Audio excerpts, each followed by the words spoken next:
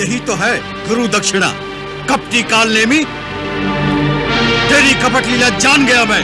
जय श्री राम। श्री राम के परम भक्त हनुमान जी को वीरों के वीर महावीर कहा जाता है, जिन्होंने अपने प्रभु श्री राम की रक्षा करने हेतु बहुत से युद्ध किए और जीते भी। धार्मिक मान्यता है कि हनुमान जी के बिना ना तो राम है और ना ही रामायण। राम रावण युद्ध में हनुमान जी ही एकमात्र योद्धा थे जिन्हें कोई भी किसी प्रकार की क्षति नहीं पहुंचा सका था। शास्त्रों में इन्हें संकट मोचन कहा जाता है, क्योंकि ये अपने भक्तों को हर संकट से उबारते हैं। उन्होंने अपने पराक्रम से बड़े बड़े राक्षसों का नाश किया है। हनुमान जी ने अपने पराक्रम से शनिदेव, पाली, अर्जुन और भीम जैसे वीरों को युद्ध में पराजित करके उनका अभिमान चूर चूर भी किया है। उन पर ना तो पाशुपतास्त्र और ना ही ब्रह्मास्त्र का कोई असर होता है। और आज हम आपको रामायण से एक प्रसंग बताएंगे, जब रावण ने कालनेमी राक्षस की सहायता से बजरंगबली को मायावी जाल में भंग करने की चेष्टा की। लेकिन इस कथा को आरंभ करने से पहले यदि आप चैनल पर नए हैं तो इसको सब्सक्राइब और बेल आइकन को प्रेस जरूर कर लें और बोलें जय श्री राम, जय बजरंगबली। मेघनाथ की शक्ति के प्रहार से जब लक्ष्मण जी मूर्छित हो गए थे, तब बजरंगबली उनके लिए संकट मोचन बने थे और लंका से सुषेध वैद्य को लेकर आए थे। उन्होंने बताया कि शक्ति बाण का इलाज हिमालय के द्रोणाचल पर्वत के शिखर पर पाई जाने वाली संजीवनी बूटी है। उसे सूर्योदय से पूर्व ही लाना होगा, तभी लक्ष्मण जी के प्राण बच सकते हैं। जिसके पश्चात बजरंगबली संजीवनी बूटी को लेने के लिए निकल पड़े। जब रावण को इस बात की सूचना मिली तो उसने हनुमान जी को रोकने का षड्यंत्र रचा और उसने कालनेमी नामक राक्षस को यह कार्य सौंपा, ताकि हनुमान जी समय से संजीवनी बूटी को लेकर वापस न आ पाएं। रावण ने कालनेमी से कहा कि हनुमान को रोकने के लिए माया रचो, जिससे उसकी यात्रा में विघ्न उत्पन्न हो जाएं। कालनेमी मारीच के पुत्र और रावण के मंत्रियों में से एक थे। उसने श्री राम के विरुद्ध युद्ध में रावण की मदद की थी। उसने रावण से कहा कि रामदूत बजरंगबली को माया से मोहित कर पाने में कोई भी समर्थ नहीं है। यदि वह ऐसा करता है तो निश्चित ही बजरंगबली के हाथों मारा जाएगा। इस पर रावण ने कहा कि यदि तुम उनकी बात नहीं मानते हो तो फिर उसके ही हाथों मरना होगा। इस पर कालनेमी ने सोचा कि रावण के हाथों मरने से अच्छा है कि हनुमान के हाथों ही क्यों ना मरे। उसने अपनी माया से हनुमान जी के रास्ते में एक सुंदर कुटिया का निर्माण किया और एक ऋषि का वेश धारण कर उसमें बैठ गया। इसके साथ ही उसने आसपास पवित्र झील, सरोवर, बाग और स्वयं की कुटिया का निर्माण किया। वह साधु के वेश में आसन ग्रहण करके बैठ गया। वह राम नाम का जाप करने लगा।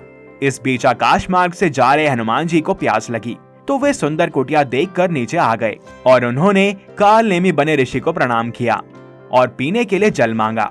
तब कालनेमी ने कहा कि राम और रावण में युद्ध हो रहा है, राम जी ही विजयी होंगे, मैं यहाँ से सब देख रहा हूँ। उसने अपने कमंडल की ओर इशारा करते हुए कहा कि इसमें शीतल जल है, आप इसे ग्रहण करें। तब हनुमान जी ने कहा कि इतने जल से उनकी प्यास नहीं बुझेगी, कोई जलाशय बताएं।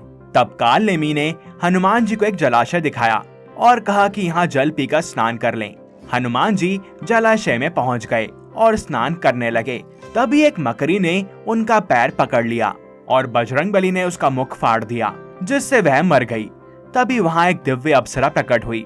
उसने हनुमान जी से कहा कि श्राप के कारण उसे मकड़ी बनना पड़ा था। आपके दर्शन से मैं पवित्र हो गई और मुनि के श्राप से मुक्त भी हो गई हूँ। जिसके बाद अप्सरा ने बताया कि आश्रम में बैठा ऋषि एक राक्षस है, जिसका नाम कालनेमी है। यह बात जानकर हनुमान जी तुरंत कालनेमी के पास चले गए और बोले, हे मुनिवर, सबसे पहले आप गुरु दक्षिणा ले लीजिए, मंत्र बाद में दीजिएगा। इतना कहकर हनुमान जी ने उस कालनेमी को अपनी पूंछ से लपेट लिया और पटक पटक कर मार डाला और मरते हुए कालनेमी का राक्षस स्वरूप सामने आ गया। उसने मरते हुए राम का नाम लिया और राम नाम से उसका भी उद्धार हो गया। जिसके बाद बजरंगबली ने फिर से हिमालय पर्वत की ओर अपनी उड़ान भरी और संजीवनी बूटी लेने पहुंच गए। सुषेण ने हनुमान जी को बूटी का रंग रूप और पहचान सभी के बारे में जानकारी दे दी थी। हनुमान जी उड़कर मंदार पर्वत पहुंचे, लेकिन वहां पर एक ही तरह की लाखों जड़ी बूटियों को देखकर वे भ्रमित हो गए। उन्हें वहां पर कुछ भी समझ नहीं आया, तो वो पूरे के पूरे पर्वत को उखाड़ कर ले आए। समय सीमा के भीतर बजरंगबली संजीवनी बूटी को ले आए। जिसके बाद सुषेण वैद्य ने बूटी से दवा तैयार कर लक्ष्मण जी को दी, जिससे वे तुरंत ही स्वस्थ हो गए और पहले से भी अधिक शक्ति का अनुभव करने लगे। जिसके बाद वे मेघनाथ से पुनः युद्ध के लिए तैयार हो गए। तो हनुमान जी ने अपनी अलौकिक शक्तियों का एक बार पुनः प्रमाण दिया। वो आकाश में पर्वत उठाकर ले आए और सूर्योदय से पहले ही लक्ष्मण जी को स्वस्थ कर दिया। लेकिन बजरंगबली जब पर्वत को लेकर आ रहे थे तो उनके मार्ग में अयोध्या भी पड़ा था और उन्हें आता देख राम और लक्ष्मण के भाई भरत जी ने उन्हें एक राक्षस समझा था और उन पर बाण भी चलाया था और इससे वे मूर्छित हो गए थे। इस प्रसंग के बारे में हम आपको किसी और वीडियो में जरूर बताएंगे।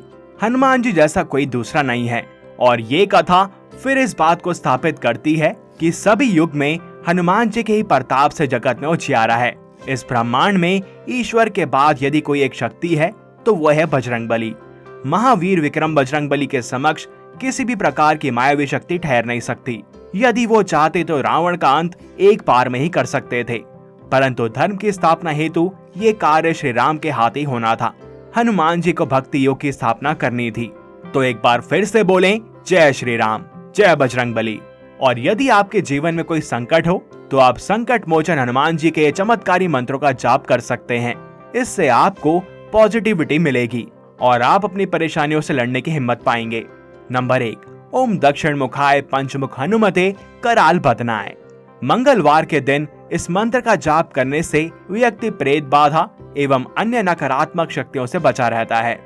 नंबर 2, नरसिंहाय ओम हा ही हूं हो हा सकल भीत प्रेत दमनाय स्वाहा। इस मंत्र का जाप करना बेहद लाभकारी है। इसका जाप 11 या 21 बार किया जाता है। यह मंत्र भी प्रेत बाधा एवं अन्य नकारात्मक शक्तियों से बचाता है। नंबर 3, ओम पूर्व कपि मुखाय पंचमुख हनुमते टा टा टा टा टा सकल शत्रु संहरणाय स्वाहा। इस मंत्र का जाप अगर मंगलवार या शनिवार को किया जाए तो व्यक्ति पर उसके शत्रु हावी नहीं होते हैं। नंबर 4, मर्कटेश महोत्साह सर्व शोक विनाशन। मंगलवार के दिन इस मंत्र का जाप 108 बार करें। इससे नौकरी लगने में आ रही बाधा दूर हो जाती है। नंबर 5, मंगल भवना मंगलहारी द्रहु सो दशरथ अजरविहारी। इस मंत्र का जाप करने से व्यक्ति के सभी कष्ट दूर हो जाते हैं, साथ ही मनोकामना भी पूर्ण होती हैं। इस मंत्र का जाप रोजाना किया जा सकता है। नंबर 6, ओम हम हनुमते नमः। इस मंत्र का जाप करने से व्यक्ति को हर कष्ट और रोग से मुक्ति मिल जाती है। यह मंत्र बेहद लाभकारी होता है। तो एक बार फिर बोलें, जय बजरंगबली। इस वीडियो में इतना ही। अगर आपको ये पसंद आई हो तो इसे लाइक और शेयर अवश्य करें। साथ ही हमारा समर्थन करें हमारे चैनल को सब्सक्राइब और बेल आइकन को प्रेस करके, जिससे कि हम प्रभु की ऐसी कथाएं ज्यादा से ज्यादा लोगों तक पहुंचा पाएं। मिलते हैं आपसे अगली वीडियो में और भी अद्भुत कथाओं के साथ। तब तक के लिए हरिओम।